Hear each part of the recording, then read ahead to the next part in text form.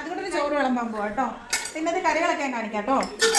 വേണ്ടേ കുറച്ച് ബീഫ് കറി ഇരിപ്പുണ്ട്. പിന്നെ ഞാൻ രാവിലെ എൻ്റെ ഒരു കൂട്ടുകാർ പറഞ്ഞു തന്ന കറിയാണ് മറ്റേ നമ്മുടെ ഇത് ബ്രിഞ്ചാൾ.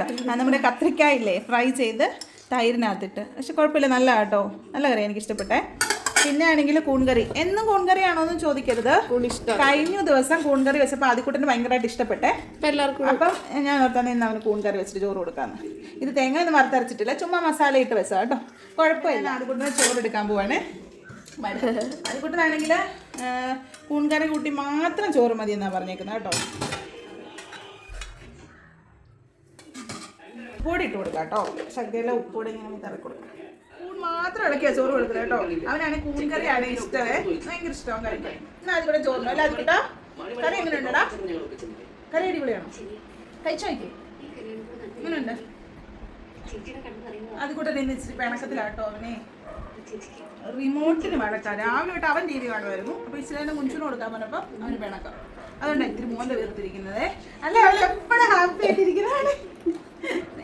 നേരെ ഒന്നും കഴിക്കും. അപ്പോൾ എല്ലാവർക്കും ഒരു ബൈ കൊടുക്കാം.